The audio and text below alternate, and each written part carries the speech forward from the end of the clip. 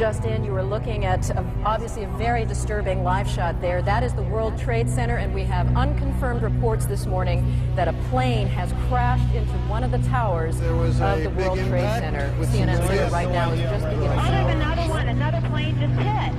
Right? Oh my God! Another plane. Literally right now, you got people running up the street.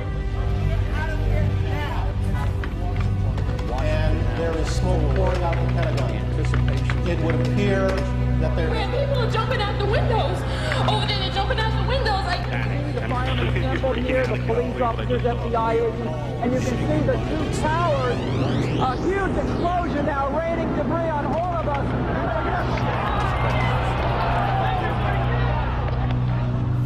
another plane has crashed. This one about 80 miles south of Pittsburgh.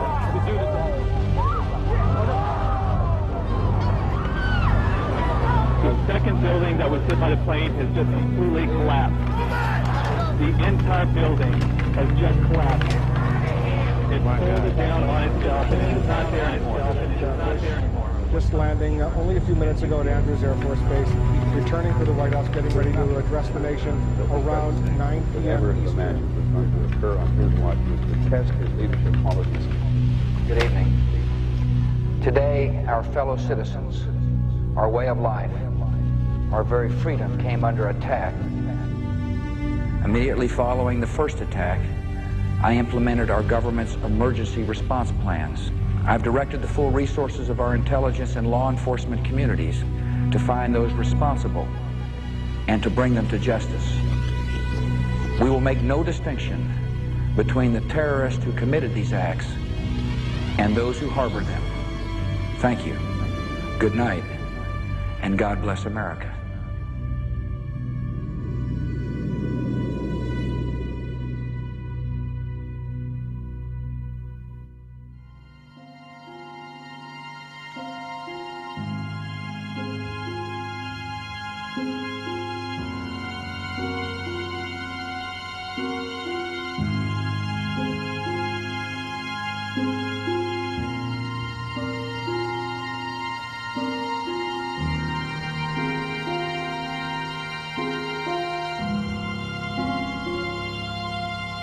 My name is Lori Van Auken. My husband, Kenneth Van Auken, was killed on September 11th at the World Trade Center. He was on the 105th floor of the North Tower, which was the first building that was hit and the second building to collapse. My name is Patricia Casaza. I lost my husband, John Casaza. He worked for Cantor Fitzgerald on the 104th floor of the first tower. My name is Mindy Kleinberg, and I lost my husband, Alan. He worked for Cantor Fitzgerald on the 104th floor of the North Tower. I got a message from him on the morning of September 11th saying that, I love you, I'm in the World Trade Center, the building was hit by something, I don't know if I'm going to get out, but I love you very much and I hope I see you later, bye. And I didn't make it to the phone on time to speak with him. I tried calling him back, and I was never able to reach him, so I never spoke to him again. I was actually doing laundry when I got a call from my husband. And he had thought that a bomb had gone off in his building. And by the time he had called me, he had checked all those avenues and said that you know, the floor is already filling up with a thick black smoke, and I don't think we're going to make it. He said, you know, I love you, tell John that I love him, our son. On September 11th, 2001, 2,972 people from more than 80 countries were killed, leaving thousands of loved ones behind. While grieving continued for many, some began to move beyond their personal pain.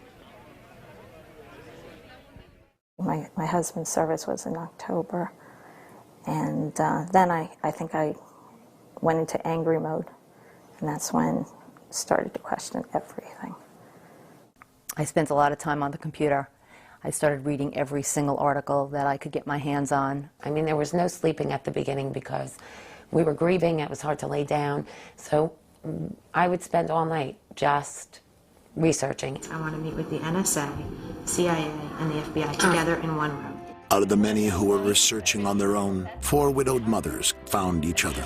New Jersey residents Mindy Kleinberg, Patty Casaza, Lori Van Auken, along with Kristen Breitweiser, became known as the Jersey Girls. We became friends and like-minded. We all had questions. We all had questions, and we wanted answers. At the top of the family's growing list of questions, why had the U.S. military defenses failed to stop any of the 4 hijacked planes? The FAA alerted U.S. air defense units of a possible hijacking at 8:38 Tuesday morning. The last plane was reported to have crashed in Pennsylvania just after 10 a.m. That's almost 2 hours, you know, where planes were flying around the skies of the United States with no military response. Coming across an article in a Canadian paper, the Jersey widows learned it had been a routine for NORAD, the military apparatus in charge of air defense, to scramble fighters to intercept planes during suspected emergencies.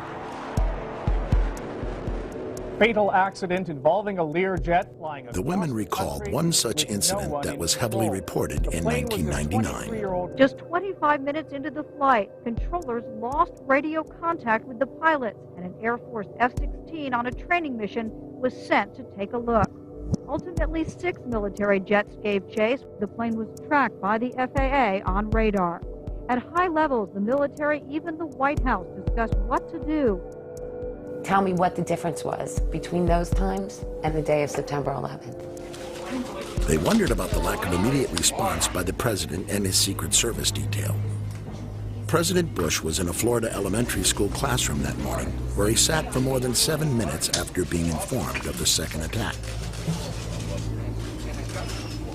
The Secret Service has an arrangement with the FAA. They had open lines after the World Trade Center. Tracking it by radar. And under these circumstances, they just move. They don't say, sir, or ask politely. They came in and said, sir, we have to leave immediately. And it grabbed me and literally grabbed you and moved you, yeah. Immediately following the first attack, I implemented our government's emergency response plans. If people fell down on the jobs by not informing those who were in leadership positions, who had the power to do something, why were we not looking at what our protocols were there so that we could fix it going forward?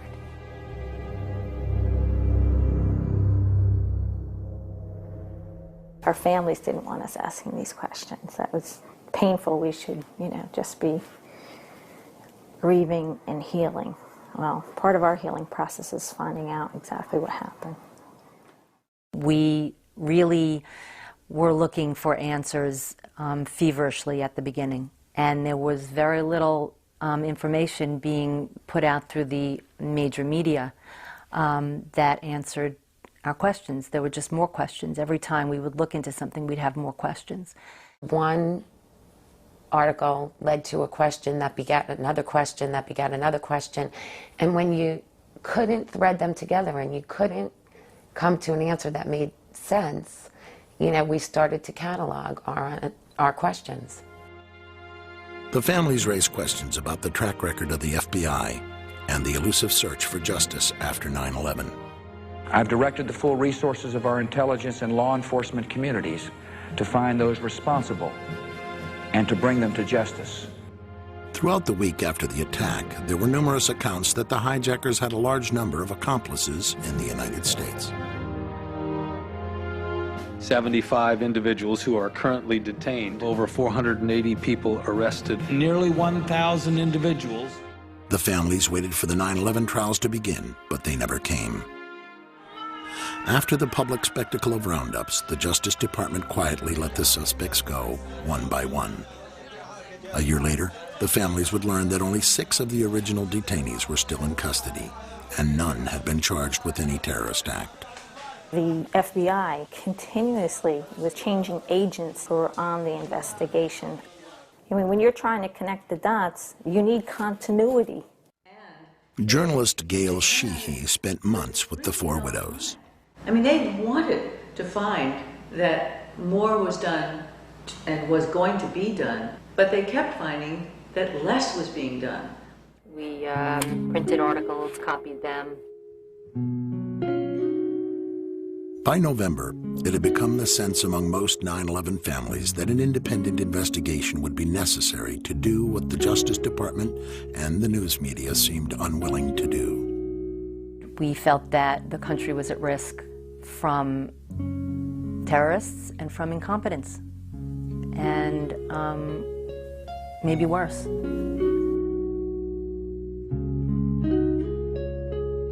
They get a little outside Washington, they stop a red light, and they begin wriggling out of their capri pants and putting on their nice little skirts and suits so they could go around all the offices of Congress, bedevil these members of Congress and say, what are you doing about this? Soon, a 9/11 Commission bill was being sponsored in Congress. Senator Tom Daschle said last week that you called him several times and urged him not to investigate the events of September 11th. Tom's wrong. He has, I think, in this case, well, let's say a misinterpretation. He said on one occasion that the president asked him to do that at a breakfast meeting. Are you now saying that they weren't asking to block an investigation? Lori was an independent. Mindy was definitely a Democrat. Actually, Kristen and myself voted for President Bush in the first election. And yet, even though he should have been our biggest advocate, he turned into one of our biggest adversaries.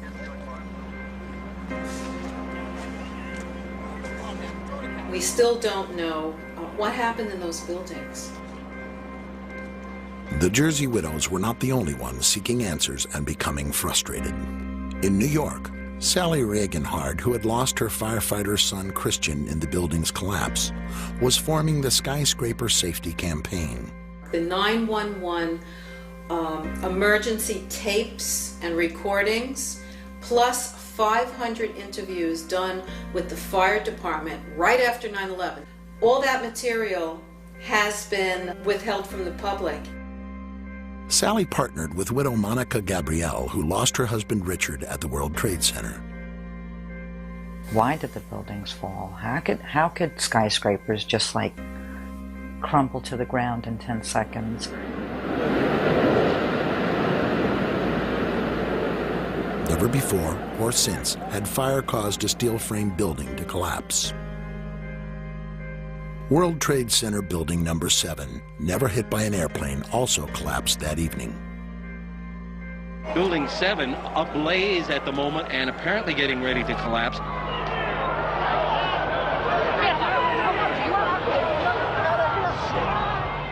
The largest structural collapse in world history, the largest loss of life on American soil since the Civil War, and not one governmental or elected official wanted to know why and how this happened.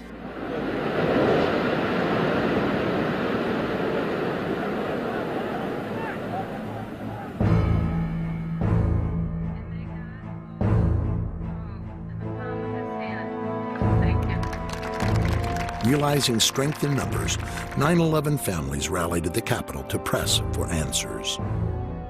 We need a full independent investigation. We must ask the tough questions and seek out the difficult answers. We must, as a country, grow and be made stronger and safer by the bitter lessons learned on September 11th. We are asking you, America, to stand behind us. Please. I was terrified to talk in front of anybody. This is not something that any one of us had ever done before. The rally united once isolated families. Bob McIlvaine, who lost his son Bobby, came from Philadelphia to join the group. Being down Philly, it's like you're out of the loop. I was floundering by myself, just talking to people, trying to find anyone. That was the first time we all got together in a new direction to push for the commission. Sharing many of the same questions and concerns, a coalition of family members began to take form. Its goal, a formal investigation. Call your congressman. Tell them that you want to be safe. An investigation must not interfere with the ongoing efforts to prevent the next attack. Frustrated with the attitude of the White House and seeming lack of interest from the public, the family members began actively seeking support from the news media. And given the persistence of the media's focus on pain and suffering, it was not difficult for the Jersey widows to get their attention. You know, it was my private pain and my private story, and I really did not want to share that. But we made a conscious decision that we would start to say to them, okay, well, I will tell you about me personally if you talk about the fact that there's not an investigation. I'm joined right now by 4 women who lost their husbands in the attacks. Kristen Breitweiser is one of 4 New Jersey widows who lost. These women banded together after their husbands were killed, and now they're leading a campaign to find out exactly how did 9/11 happen. And finally, the media began to report on our activities, not just the activities of the administration. Forward to the president and the vice president going to both come in there. To go on any show is not easy, but you needed the public pressure in order to make anything happen in Washington. I mean, they need huge public pressure to move them. President Bush signed legislation today creating an independent commission to investigate the September 11th attack on America. Buckling under pressure, the White House was finally agreeing to a deal.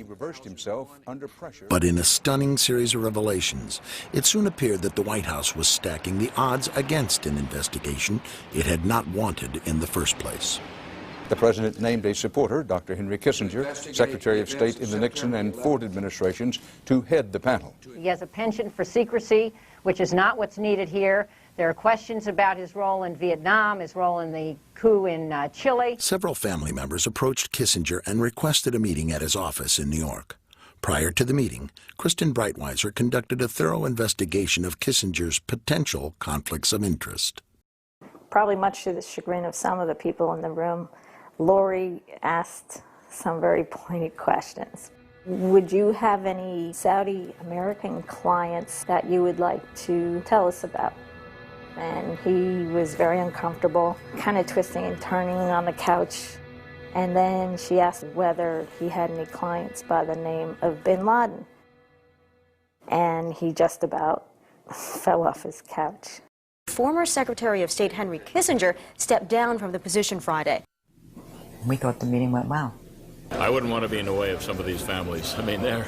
Kissinger was soon replaced by Tom Keene, a former New Jersey governor, and former Congressman Lee Hamilton, who had chaired the House Intelligence Committee. The remaining 8 commissioners were all former D.C. insiders and lawyers, evenly split between Republicans and Democrats. Remember, in the 90s, they spent $100 million investigating Clinton's sexual exploits. $100 million. And they first allocated only $3 million to investigate the murder of 3,000 people. The budget was eventually raised to $14 million, but the investigation was also given less time than they had wanted, a year and a half. To monitor the commission, leading victim relatives established the Family Steering Committee. The group provided the commissioners with hundreds of well-researched questions for which they expected answers.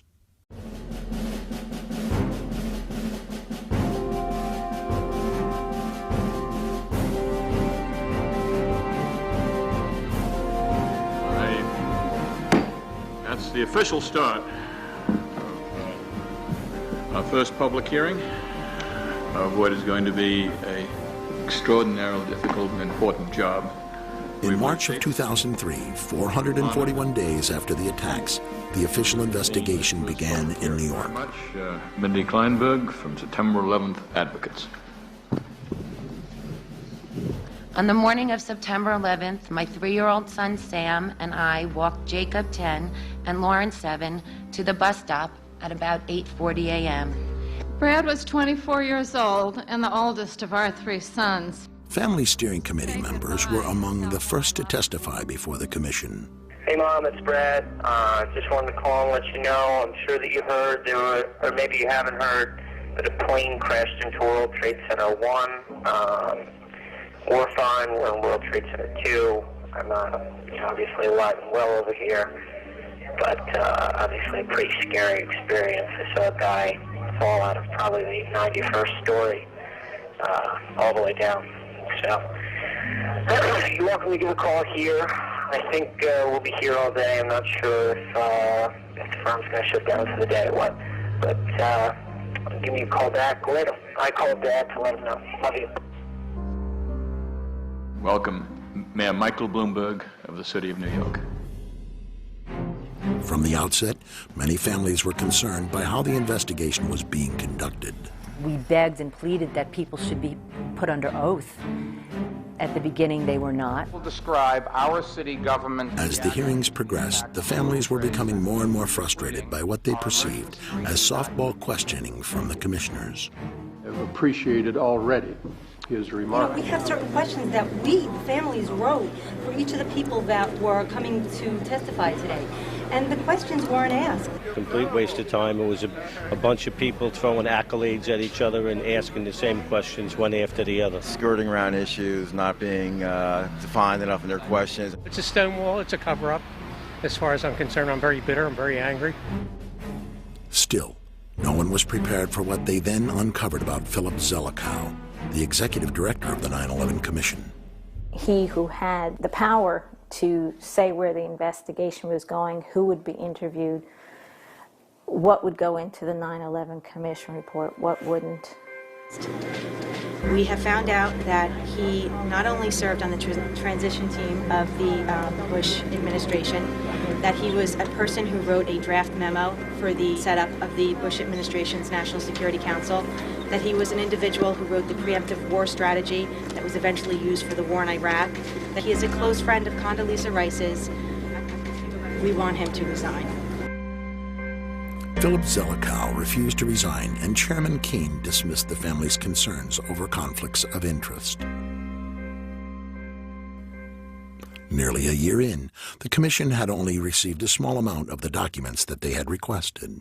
At this point, what we have is literally hundreds of boxes of materials that have come into the commission, and we have not sorted through that. They gave them boxes and boxes of documents, but not left pertinent documents out. A deal announced yesterday between the White House and the commission investigating the September 11th attacks is proving to be rather controversial. Under the agreement, only certain members of the commission will be allowed to review classified documents from the White House, and their notes will be subject to administration review. I mean, I'm a member of the commission. The president has said only a minority of the commission can see a minority of the documents, and then they have to clear what they're going to say to the rest of the commission with the White House. The only two commission members allowed direct access to the documents? Jamie Gorelick, the Deputy Attorney General under President Clinton, and Philip Zelikow. I felt that the fix was in at that point in time. The majority of the commission felt that it was better to see these documents rather than take a chance of not seeing them at all. It's a scam. It's absolutely disgusting. This is important. We cannot do our responsibilities if we don't have all of us access to all the documents we need, including what's in the White House. And with the investigation nearing its deadline, the President, Vice President, and National Security Advisor were still refusing to testify publicly. Yet few Americans were aware of the family's plight. Up till then, the hearings had received only minimal coverage. Suddenly, that all changed. In testimony before the 9/11 Commission later this week, and in a new book to be published tomorrow, Against All Enemies, Clark will tell the story of what happened behind the scenes at the White House before, during, and after September 11th. To the loved ones of the victims of 9/11, your government failed you. Those entrusted with protecting you failed you. And I failed you. Mr. Clark is the first person that has apologized to the families. Clark's testimony provided the families with the timely leverage they needed to increase public pressure on reluctant White House witnesses. The Bush administration will allow National Security Advisor Condoleezza Rice to testify publicly before the 9/11 Commission. For President Bush, it was a dramatic reversal. I've ordered this level of cooperation because I consider it necessary to gaining a complete picture of the months. And even the President and Vice President agreed to meet with the Commission, but with a catch. They insisted on meeting together behind closed doors and not under oath. President, Why are you and the Vice President insisting on appearing together before the 9/11 Commission? Because the 9/11 Commission wants to ask us questions. That's why we're meeting, and I look forward to meeting with them and answering their questions. Why you're appearing together rather than separately, which was their request? Because it's a good chance for both of us to answer questions that the 9/11 Commission is looking forward to asking us, and I'm looking forward to answering them. Let's see. We have to have one story, so I'll say part, and if I get it wrong, hedge a little bit and give me the next. I want to thank the chairman and vice chairman for giving us a chance to share views on on different subjects. And they had a lot of good questions, and I'm glad I did it. I'm glad I took the time. What topic did the commissioners want to spend most of the time on? It's probably best that I not go into the details of the conversation. The President and Vice President of the United States, don't you think they should be able to stand up and speak their own words? They should go under oath. They should be, yeah. In public. Don't you think that the families deserve to have a transcript or to be able to see what you Adam, said? you asked me that question yesterday. I got the same answer, yeah. In July 2004, the Commission published its final report, the result in part of the family's 2.5-year struggle for answers. 2.5 million pages of documents. We've interviewed over 1,200 individuals, including experts and officials past and present. And you've produced a truly bipartisan report that honors the thousands who died on 9/11, honors their grieving family members. Thank you for creating a report that may be one of the most important publications of our age. Commission members have worked hard and served our country well. I speak for all Americans in thanking them for their fine work. We, waited for the report to come out and were hopeful. I was always hopeful that we would get a report that answered my questions.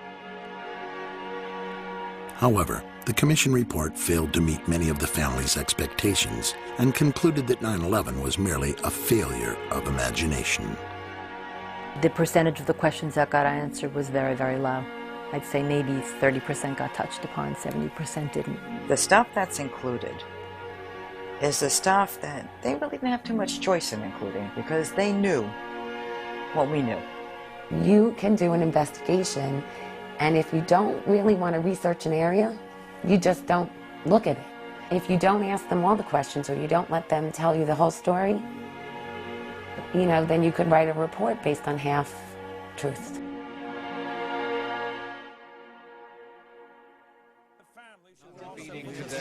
What is their feeling? Are the people who lost loved ones at 9/11 like the families of guys who were lost in Vietnam? They just can't get over it. Sometimes people try to become crusaders because they can't deal with reality. The families, I think, have to understand that it's virtually impossible to conceive of any way in which these attacks could have been stopped, even had the best things happened. On 9/11, the media started out by doing its job and somehow got waylaid and stopped doing its job. It began reporting solely on the administration and the government's activities. The news media, while yielding a fact here, a fact there, failed again and again to connect the dots. The one thing that I personally was hoping for was another Woodward and Bernstein with regard to 9/11. Someone, anyone that was willing to put their teeth into this. The families discovered a website created by independent investigator Paul Thompson. His complete 9/11 timeline, an innovative internet research tool, stitches together information from over 7,000 mainstream news stories. It was all our binders, but laid out beautifully online, and he had the ability to connect the dots.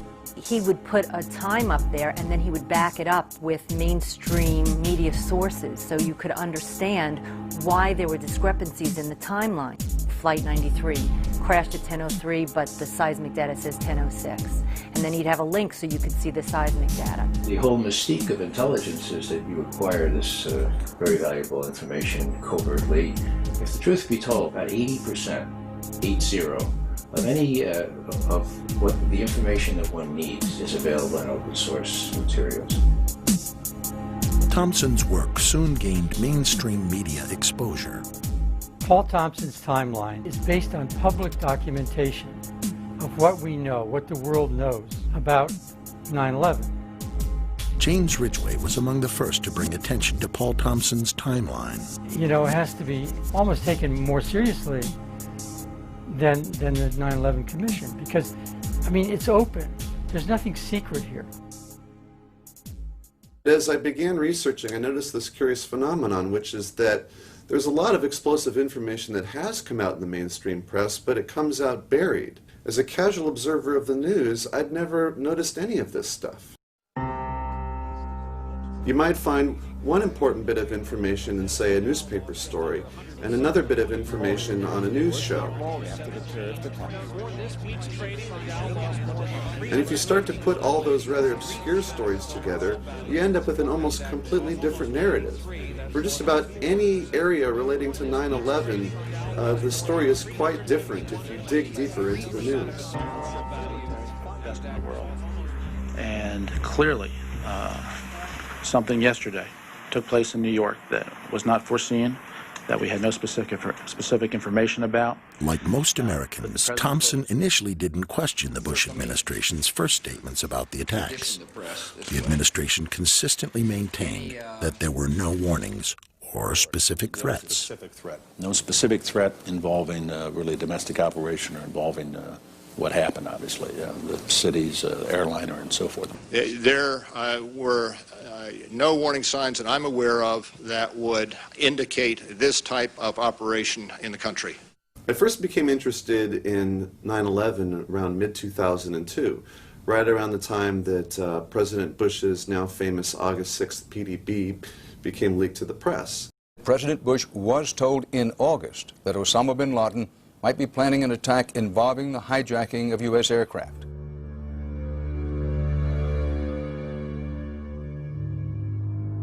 Dan, it was a revelation that the White House had no intention of making public, and officials spent the entire day in full damage control. I don't think anybody could have predicted that they would try to use an airplane as a missile, a hijacked airplane as a missile. Nobody in our government, at least, and I don't think the prior government that could envision flying airplanes into buildings on such a massive scale. His interest peaked. Thompson began to search for news stories that might help him determine exactly how aware the White House had been of al-Qaeda's desire to use planes as weapons. He was quickly able to compile a wealth of examples that any journalist should have been able to find. One of the earliest dates back to 1995. It was codenamed Operation Bojinka, a terrorist plot to use commercial planes to attack U.S. targets. Ramzi Youssef, the bomb maker responsible for the 1993 World Trade Center bombing, had fled to the Philippines, where police discovered his bomb factory. Youssef again escaped, but his accomplice was arrested and spilled the chilling plot. Operation Bojinka, a plan to blow up multiple airliners over the Pacific, was heavily reported, but Thompson noted most journalists failed to mention the second aspect of the plot. Only CNN International dug deeper into this story. In confidential documents from the Philippines obtained by CNN, the plan was clear. He will board any American commercial aircraft, control its cockpit, and dive it at the CIA headquarters. Other buildings targeted the Pentagon and the World Trade Center. And the FBI, using the Philippine documents, did check the 4 flight schools named there, but found no evidence of any other planned terror attacks. Only NBC reported a stunning confession by a man allegedly trained by bin Laden. It was over a year before 9/11, a Pakistani-British man told the FBI an incredible tale, that he'd been trained by followers of Osama bin Laden to hijack airplanes, and he confessed he was now in America to carry out an attack. Khan was recruited into al-Qaeda at a British mosque, then flown to Lahore, Pakistan for hijack training in a Mach 767 cockpit before being sent to America, where he was told he would hijack a plane from JFK and fly it into a building.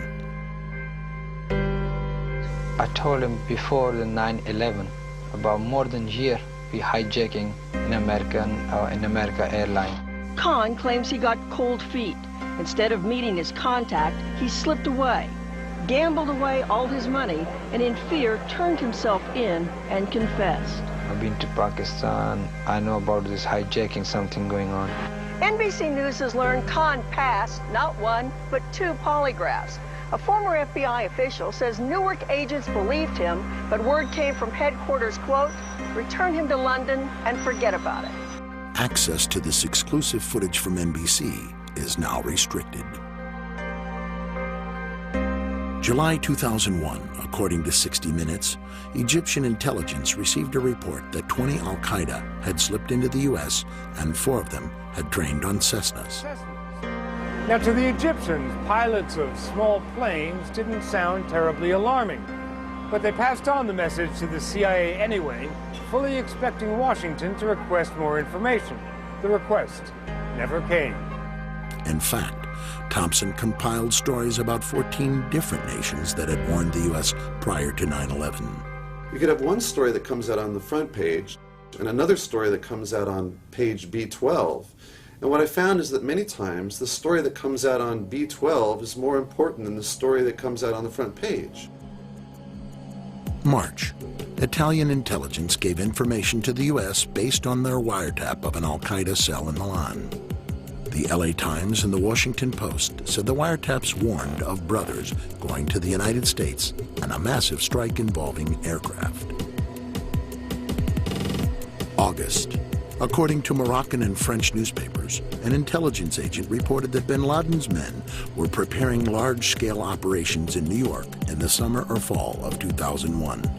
The agent was then called to the U.S. to report this information directly. August. Britain warned 3 times of an al-Qaeda attack in the U.S., the final warning specifying multiple airplane hijackings. According to Britain's Sunday Herald, the warning was passed on to President Bush a short time later. It's unknown how many of these warnings, reported but buried in back pages, reached the White House through official channels. But one threat assessment is well known to have reached President Bush directly. It was known as the Presidential Daily Briefing, or PDB, of August 6th. The Bush administration kept it from the public for months until it was revealed in part by the CBS News in May 2002, putting the White House on the defensive. All of this reporting about hijacking was about traditional hijacking. You take a plane, people were worried they might blow one up. I'd like to ask you about the August 6th PDB. Sure. You mentioned it. 2 years later, President Bush responded to questions about what led him to request the August 6th briefing. Yeah. Ed, I asked for the briefing, and the reason I did is because there had been a lot of threat intelligence from overseas, and so part of it had to do with the Genoa G8 conference that I was going to attend. 8 of the world's most powerful leaders gathered here to discuss global problems. And yet, the threat of violence means they're having to keep the world at bay. Just prior to the G8 summit, CNN.com reported the head of Russia's Federal Bodyguard Service has warned of a plot by terrorist Osama bin Laden to assassinate George W. Bush. The LA Times reported U.S. officials were warned of a threat posed from the air by commercial airliners. It's terrorists as well as protesters the Italian government fears, so anti-aircraft batteries were on standby at the airport. Condoleezza Rice was present there, President Bush, Ari Fleischer, Karl Rove, President Bush's own family. They were going to sleep on a boat so that a plane couldn't go into a building. This floating resort will be home for 3 days for the G8 leaders, necessary for their safety. If the August 6 PDB was prompted by a threat from the air in Genoa, clearly President Bush, his spokesperson Ari Fleischer, and his national security advisor Condi Rice were more than aware of the threat of planes as weapons, but the news media appeared to miss the lead. You have information about simultaneous hijackings. No specific threat. Planes being used as weapons. I don't think anybody could have predicted. Specific targets, including mentions of Pentagon, World Trade Center. Nobody in our government, at least, and I don't think the prior government could envision flying airplanes into buildings.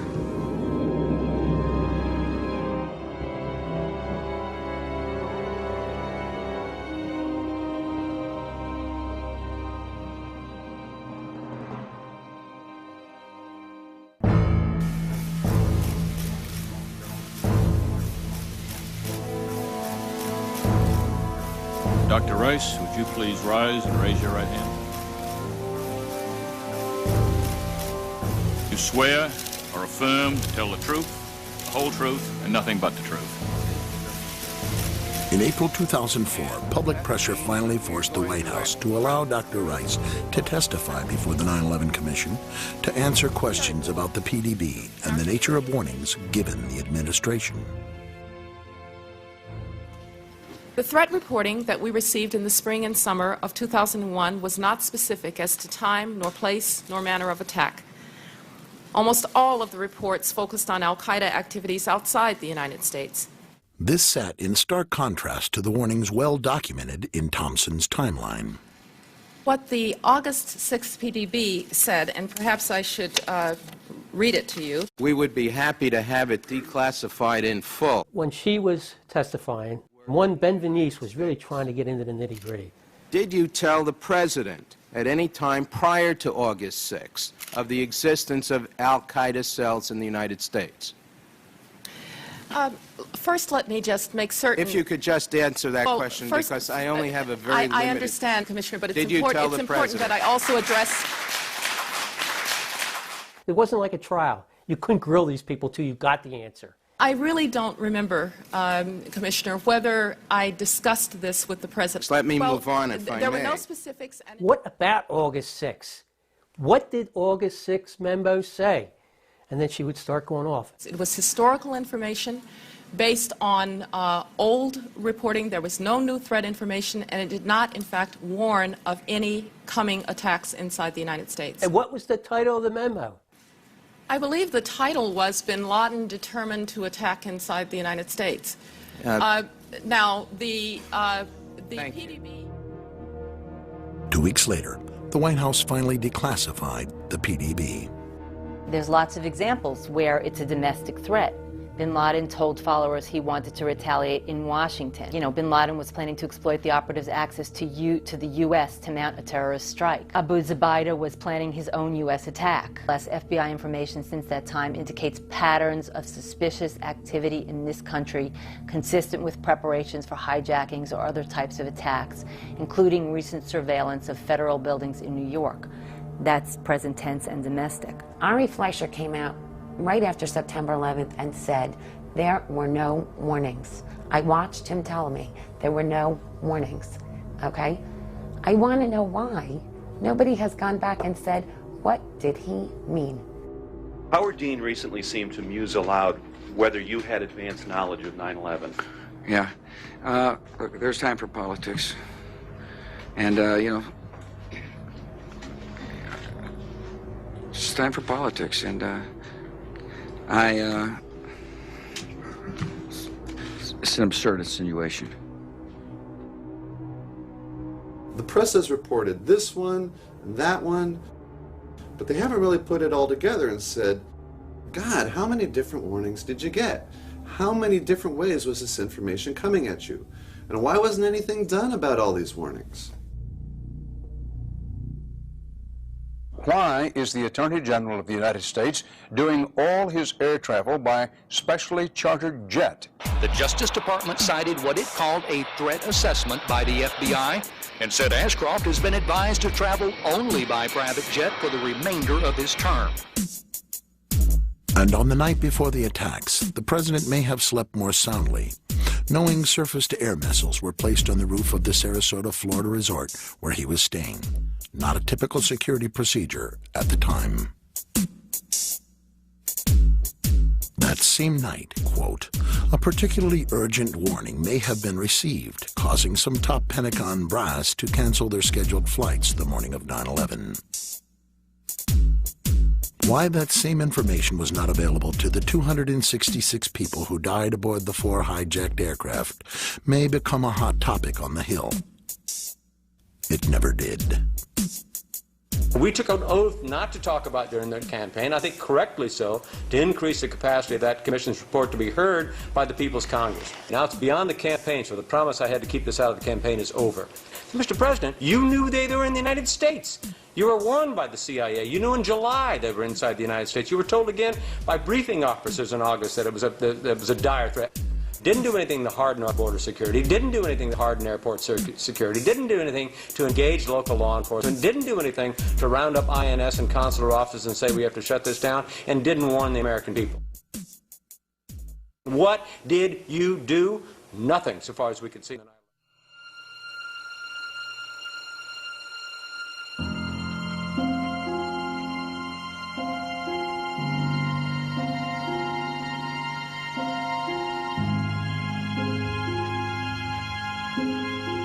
The government first said there were no warnings.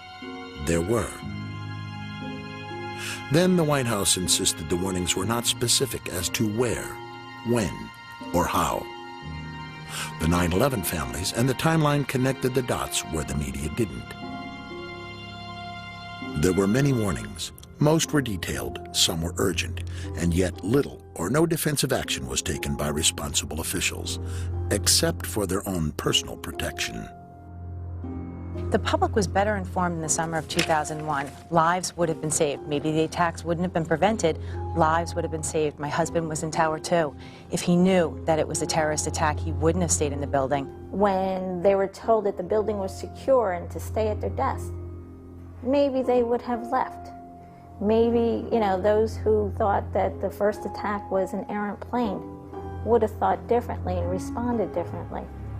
But again, we weren't given the information to make any of these decisions for ourselves. Even as the first tower burned on every channel that morning, no one on the federal level who had received warnings all summer called New York to order an evacuation of Tower 2. No one ordered fighters to perform any timely defensive action against the remaining hijacked planes. No one responded adequately to the crisis. It has been said that the intelligence agencies have to be right 100% of the time, and the terrorists only have to get lucky once. This explanation for the devastating attacks of September 11th, simple on its face, is wrong in its value. Because the 9/11 terrorists were not just lucky once. They were lucky over and over again. When you have this repeated pattern of broken protocols, broken laws, broken communication, one cannot still call it luck. If at some point we don't look to hold the individuals accountable for not doing their jobs properly, then how can we ever expect for terrorists to not get lucky again?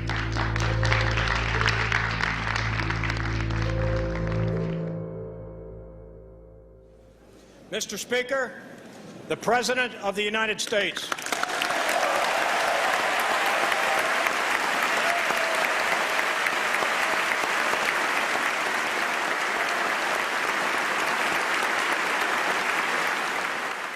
On September the 11th, enemies of freedom committed an act of war against our country.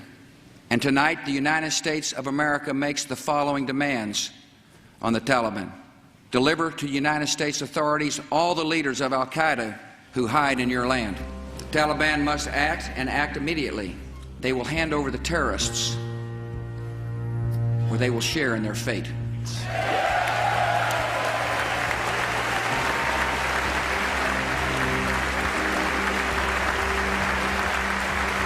We have a live picture that we're showing from Kabul.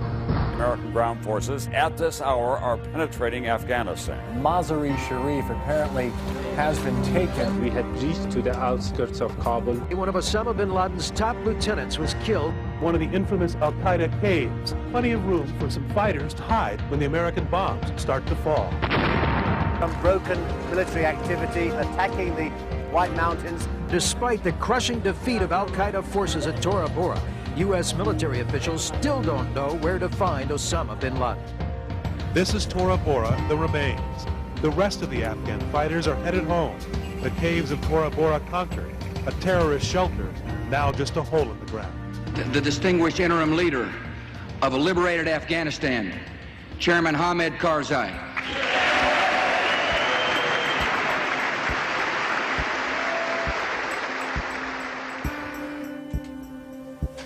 America's apparently clear military victory in Afghanistan was not so clear-cut to Paul Thompson. The war ended very quickly, but in the end, the U.S. was only able to capture or kill one major al-Qaeda figure and no Taliban figures. You know, the fact is right now today, we don't have any high-ranking Taliban or al-Qaeda. We haven't really captured anybody, one or two on the fringe. His understanding of the government's actions before 9/11 now fundamentally changed. Thompson decided to take a similar look into what happened in Afghanistan. The press never looked very closely at how so many of these leaders were able to escape. However, if you piece together a number of different news accounts, you can begin to understand the story.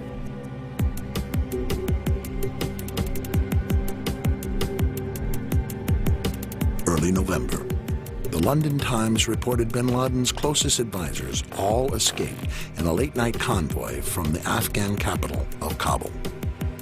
An eyewitness reported, "We don't understand how they weren't all killed the night before, because they came in a convoy of at least 1,000 cars and trucks. It must have been easy for American pilots to see the headlights." By the 10th, bin Laden had joined the convoy in Jalalabad. An intelligence official told Night Rider newspapers it was obvious that this area was to be the base for an exodus to Pakistan. We were amazed that nothing was done to prepare for it. On November 14th, the Northern Alliance captured Jalalabad. That night, 1,000 fighters and a convoy of several hundred vehicles escaped again, this time with bin Laden, driving hours to the fortress in Tora Bora. The U.S. bombed the nearby Jalalabad airport, but apparently did not attack the convoy. November 15th, at the cave complexes of Tora Bora, an estimated 1,600 of bin Laden's fighters are now surrounded. The most important battle of the war begins. U.S. warplanes are keeping a close eye on mountain passes. U.S. Special Forces are working with Pakistani troops on the border to block possible escape routes. While there were two main escape routes, Newsweek reported that the U.S. bombed only one. Using the other route, hundreds of al-Qaeda and Taliban, including senior leaders, escaped. In the wake of the attacks, eyewitnesses told Britain's The Daily Telegraph that they were shocked that the U.S. had surrounded Tora Bora only on 3 sides.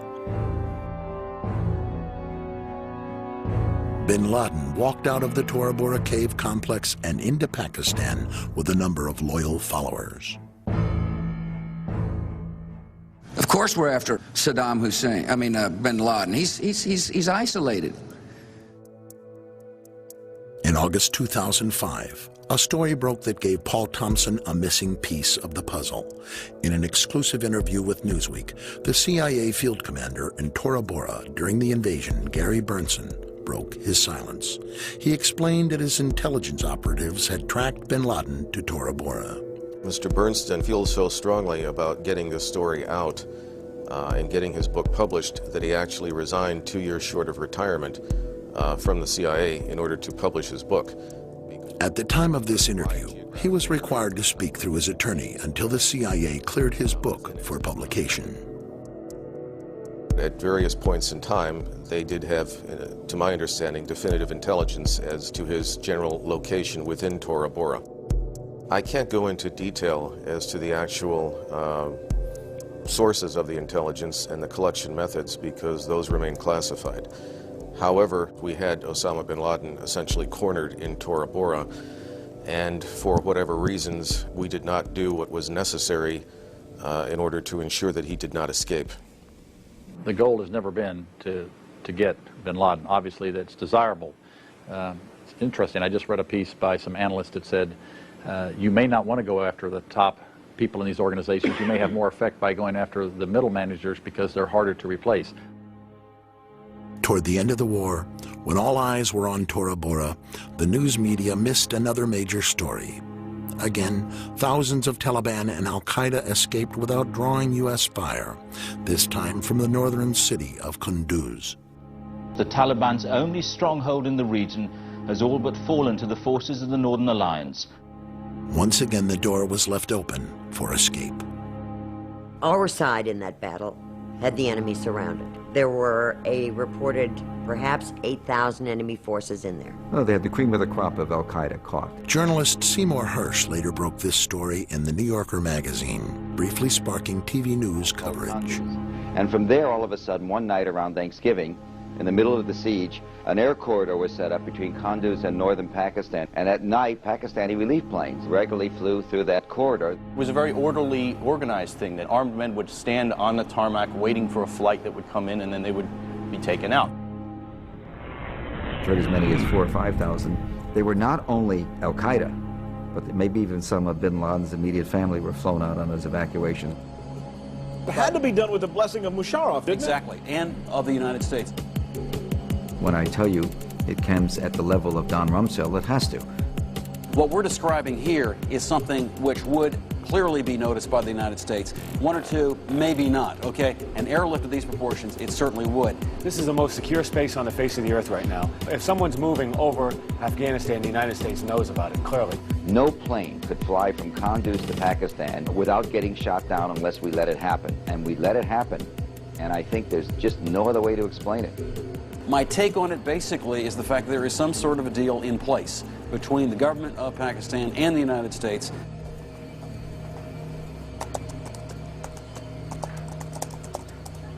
Intrigued, Thompson looked deeper into Pakistan. His timeline showed Osama bin Laden was reportedly last seen in Pakistan after escaping from Tora Bora. CBS News has exclusive information tonight. But thanks to an in-depth investigation by CBS, he also learned bin Laden was in Pakistan on the eve of 9/11. Bin Laden was spirited into this military hospital in Rawalpindi for kidney dialysis treatment.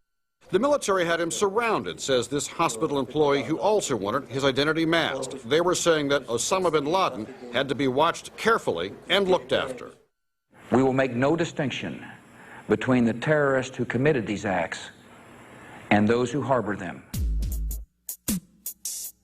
To better understand the ties between bin Laden and Pakistan, Thompson followed a timeline thread that began with covert Pakistan involvement in the Soviet-Afghan War 2 decades ago.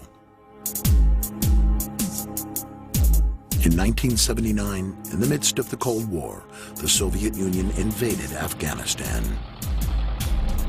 Throughout the 80s, the Soviets battled the Mujahideen, a group of anti-Soviet fighters that included bin Laden. The Mujahideen were backed by the Central Intelligence Agency, who hoped to give the Soviets their own costly Vietnam-type war. Rather than fund the Mujahideen directly, the CIA covertly channeled money through the Pakistani intelligence agency, the ISI. The Washington Post has published some of the definitive accounts of the conflicts. They helped create bin Laden and the roots of al-Qaeda during the Russian occupation of Afghanistan, when the American CIA and the intelligence services of Pakistan and Saudi Arabia created this group of people to fight the Russians in Afghanistan. Billions of dollars from the CIA and the Saudis were passed through the ISI to support the war. The strategy worked, and the Soviets were defeated. The Taliban are widely alleged to be the creation of Pakistan's military intelligence, the ISI. Experts say that explains the Taliban's swift military successes.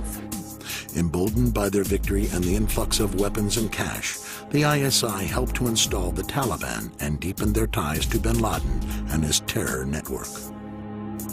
Because there's really no difference between an ISI training camp for terrorism and an al-Qaeda training camp for terrorism. You would have some people working for al-Qaeda, and they would go out to an al-Qaeda mission, And we had other people working for the ISI, and they would go off to Kashmir on one of their missions. Thompson wondered if ISI involvement in terrorism included the attacks of 9/11.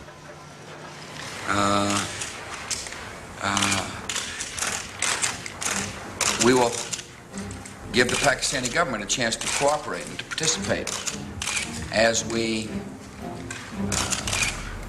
hunt down those people who committed this unbelievable, despicable act on America. What I am told by senior administration officials is the Pakistani government has promised to, quote, fully cooperate. The dictator of Pakistan, General Musharraf, came forward. Within days of the attacks, Pakistan was hailed as a major ally in the new war on terror. The White House seemed confident that al-Qaeda alone was behind 9/11. Will you release publicly a white paper which links him and his organization to this attack to put people at ease? We are hard at work bringing all the information together, intelligence information, law enforcement information, and I think in the near future we'll be able to put out a paper, a document that will describe quite clearly the evidence that we have. No, I think that there was just a misinterpretation of the exact words the Secretary used on the Sunday shows. I'm not aware of anybody who said white paper, and the Secretary didn't say anything about a white paper yesterday. You know, you're talking about actions in other parts of the world, and certainly you want the support of as many people around the world as possible.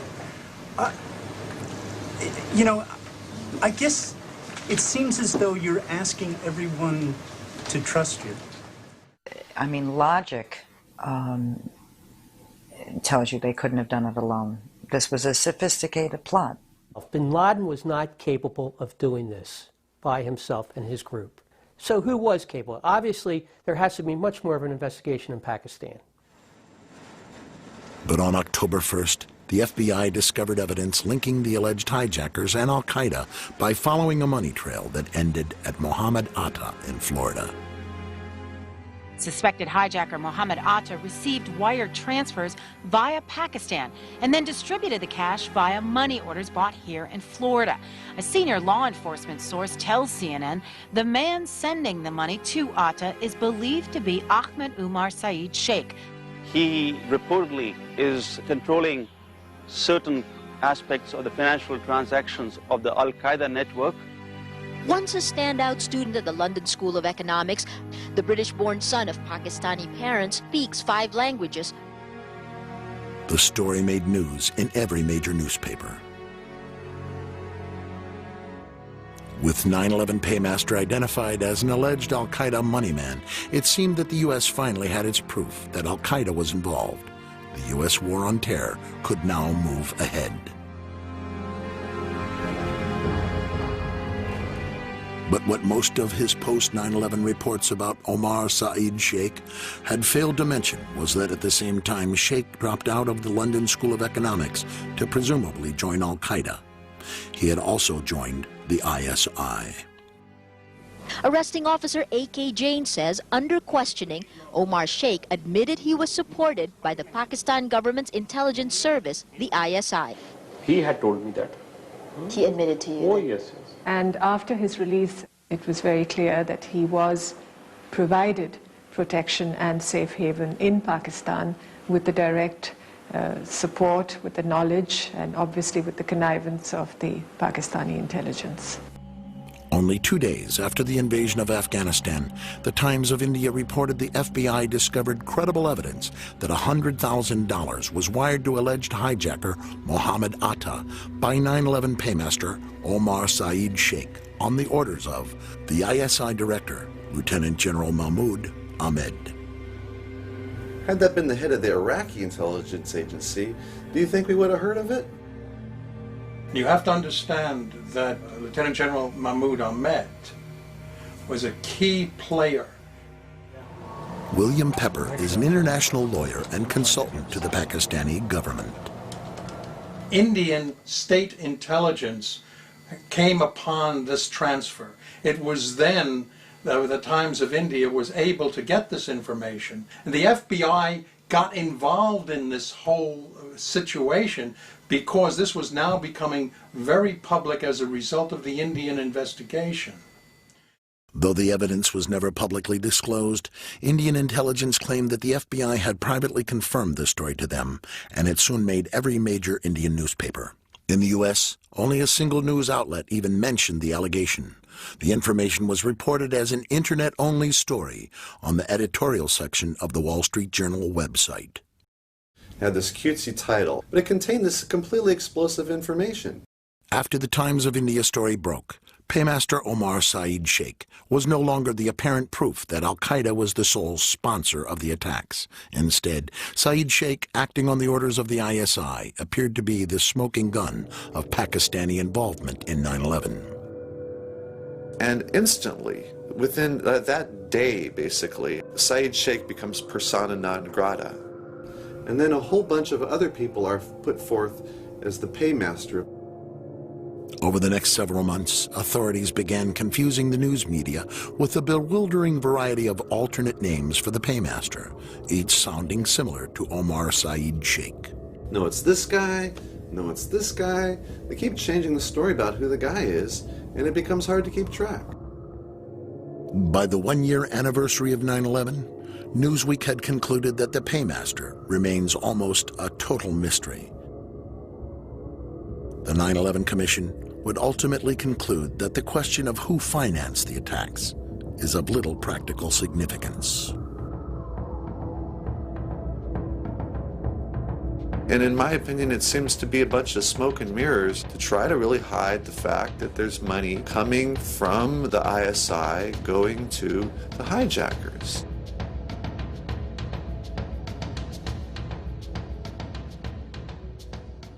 If we were really going after the people who sponsored al-Qaeda, wouldn't we be bombing Pakistan? Are we better off in Pakistan or in Iraq in terms of beating terrorism? I would say to you, if you'd asked me that question, I would say, no question. Let's forget about Iraq and let's focus on Pakistan. There is no reason for the administration to continue to shield make-believe allies who are supporting either directly or indirectly terrorists whose goal is to kill Americans. And do you think that will ever become public? Which countries are talking about? It'll become public at some point when it's turned over to the archives, but that's 20 or 30 years from now. We need to have this information now because it's relevant to the threat that the people of the United States are facing today. And here the story took another unexpected turn. Several top news sources had all reported that the Pakistani ISI director had actually been in Washington for a rare visit during the week of September 11th. Yes. Are you aware of the reports at the time that ISI chief was in Washington on September 11 and on September 10th, $100,000 was wired from Pakistan to these groups here in this area? And why he was here? Was meeting with you or anybody in the administration? I have not seen that report, and he was certainly not meeting with me. Yes? LA Weekly reported that on the very evening of September 11th, U.S. State Department officials began negotiating the terms of the U.S.-Pakistani partnership with ISI Director Mahmoud Ahmed, the very man who was alleged to have ordered the wire transfer to Muhammad Atta. The talks continued over the next several days before the Lieutenant General returned to Pakistan on September 14th. But an undercover operative named Randy Glass says he can prove that USA officials knew about the ISI role in 9/11, even as they chose to partner with Pakistan. The revelation came in yet another largely overlooked story, this one reported by Dateline NBC. Con man turned undercover operative Randy Glass was infiltrating a terrorist arms buying network layer by layer. Former conman Glass was part of a 1999 government sting called Operation Diamondback, a 2.5-year investigation by the FBI and the Bureau of Alcohol, Tobacco, and Firearms. On July 22, 1999, Glass flew to New York for a meeting here at the trendy Tribeca Grill. It was dinner for 4. Glass, his first contact, Dia Moishan, the Jersey City businessman Mike Malik, and the mystery man, R.G. Abbas. You know who supplies him with money? Who? Osama bin Laden. Glass was wearing a wire. Mixed in with the dinner crowd were agents from the FBI's terrorism task force. Basically, what he told me was they were interested in purchasing a large amount of sophisticated weapon systems. And who was Abbas representing in this? Abbas was represented to me as being an ISI agent. And this is where the stakes really get high, because if Abbas was telling the truth, Randy Glass and the feds were about to cut an illegal weapons deal with a Pakistani intelligence operative linked to terrorists. The story of Randy Glass never seemed to quite catch on. If you ask most people, have you heard about this? Have you heard about Randy Glass? They haven't heard about it. Earlier today, Perhaps the story failed to spark the public imagination because the most dramatic revelation ended up on Dateline's cutting room floor. I had been threatened by FBI agent Steve Brodowski that if I mentioned any of that, I would be charged with obstruction of justice. 2 months later, the Palm Beach Post ran this story. During the course of the conversation, I asked him exactly what his intentions were. After dinner, as we walked outside, he pointed in the direction of the World Trade Center and said, "Those towers are coming down."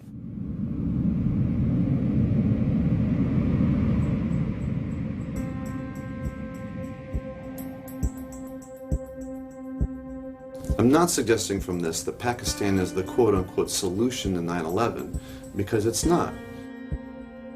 Pakistan is one part in a very complicated story.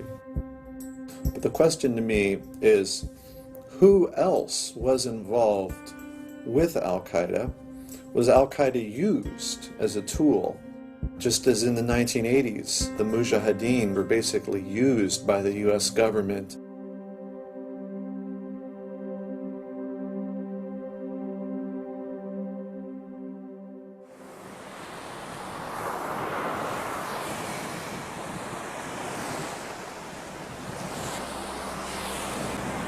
In August 2004, after the 9/11 Commission had disappointed so many of the families with its report, Paul Thompson's completed timeline was published as a book by HarperCollins. The recurring themes of Paul Thompson's timeline are clear: no accountability, few answers, and many misleads. The sponsors of the attack yet to be confronted. Is the fact that there is some sort of a deal in place between the government of Pakistan and the United States. The men named as the culprits allowed to escape. But we haven't really captured anybody, one or two on the fringe. And the government officials who ignored warnings before 9/11 still in their positions. I don't remember the Al-Qaeda cells as being something that we were told we needed to do something about. Still, despite years of investigation and advocacy by the families and others, the official story of what really happened on September 11th remains little changed. What is democracy? You know, it's government by the people. It's a simple equation, okay? The biggest part of democracy is the media. They have to hold everyone accountable. You know, it would be impossible as a citizen to be up and informed on every single topic, because it took us thousands of hours of research in order to be informed enough to ask the right questions here. And that's where you need media, because you know what? Somebody has to be out there connecting the dots. And we don't have that. Good morning, everyone. Thank you very much, Diane and Charlie. Please don't go away, because I think news reporting has drastically changed since 9/11. Rebecca Abrams, an assignment editor with ABC News. The reporting now, there is always use of caution in how we cover a story. For those tuning to the internet rather than network news, online buzz about President Bush in the Florida classroom had started within weeks of the attacks. But most Americans remained unaware. For nearly 3 years, the footage gathered dust on newsroom shelves as the networks avoided the issue in their anniversary retrospectives. ABC News is going to be with you all day long, bringing you the events of the day, starting with the memorial here. They seemed to go out of their way to avoid exposing the president's lack of response. The president thought for second or two about getting up and walking out of the room, but the drill was coming to a close and he didn't want to alarm the children. Instead, Bush pauses, thanks the children, Thank you also very much for showing me your reading skills. and heads for the empty classroom next door. This is Michael Moore. Finally, into the void created by the news media glossing over the discomforting issues came filmmaker Michael Moore with his record-breaking film, Fahrenheit 9/11. Sharply critical of the administration, the film sparked controversy and fiery attacks on Moore himself, including during prime time at the Republican National Convention. Please, my friends. He's certainly not a disingenuous filmmaker.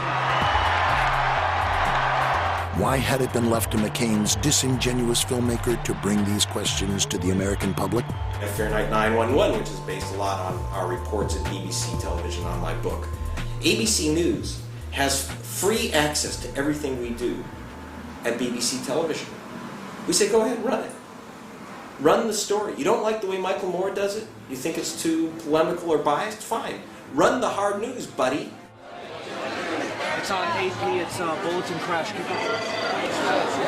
We are every day kicking and screaming in the newsroom, trying to get stories out. But we could do a story and it might not make air.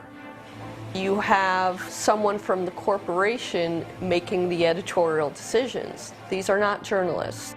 Another reaction from the administration now, and again, not exactly... With the stifling of dissent on the rise in America after 9/11, the tough questions were not asked, much less answered.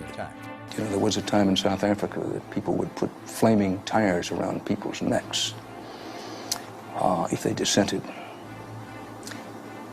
And in some ways, the fear is that you'll be necklaced here. You'll have a flaming tire of lack of patriotism put around your neck. Now, it's that fear that keeps journalists from asking the toughest of the tough questions. So all this information keeps popping out here and there, but what happens is that no one wants to take the ball and run with it because all the information's there. If we could put it together and get it into the Washington Post as a 10-day series, and people are saying, unbelievable. The facts were dribbled out and over such an extended period of time that I think that effect was lost on the American public. The press should have been doing a better job of putting those conflicts, if you will, side by side in a cumulative report. But that's not the job of reporting. That's the job of editorial pages and politicians and others to make those kinds of judgments, and the public itself and the 9/11 relatives themselves to make those kinds of assertions. All we can do in our reporting is report facts. And we have reported those facts, and we have held those facts up against public statements at the time, which is why they know that that's what took place from our reporting.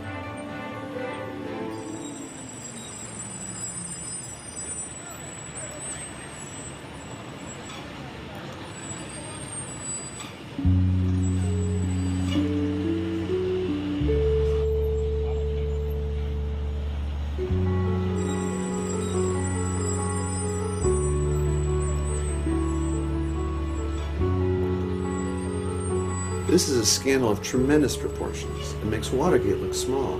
But there's a strange lack of interest of people both on the left and on the right. Nobody seems to want to uncover the truth and just follow leads wherever they may go, because I think that goes to a lot of really damaging places. Maybe we shouldn't have questioned whether or not President Nixon had any involvement in Watergate.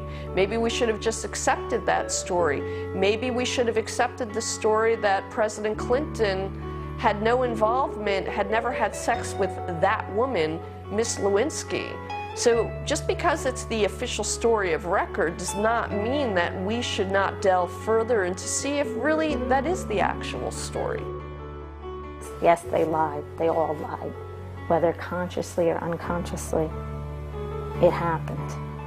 Now we need to look into why they lied and what were the results of those lies. We can't have these wars, reorganize our way of life based on a false understanding of what 9/11 was. We have to go beyond the myth and get to the truth. We have to know. We have to. 9/11 was the biggest don't ask, don't tell. And if it wasn't for the families, we wouldn't have anything.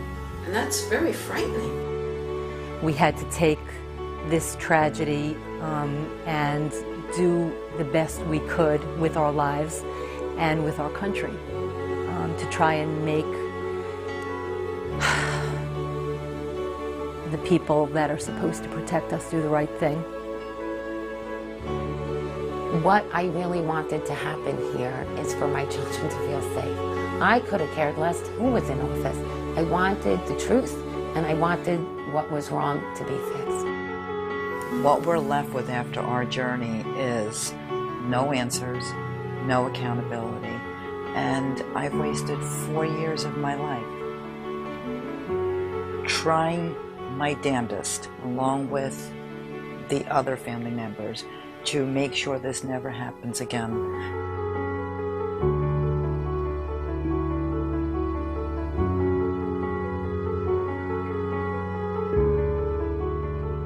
Let me just say something real quickly about my son, please. On the wall in his room, it said, "Knowledge is power." I am only doing this for one reason and one reason only, to carry on his legacy.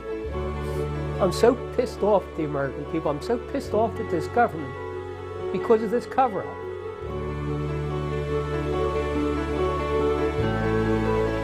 John Gerard Coughlin. Timothy J. Coughlin. Anne Marie Kramer. Christopher Seaton Kramer. And my big brother, Wade Brian Green. We miss you, we love you, and you are always in our hearts.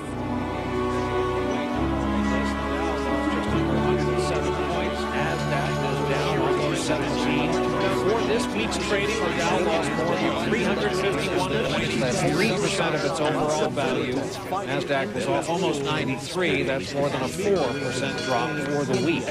We'll take a break here.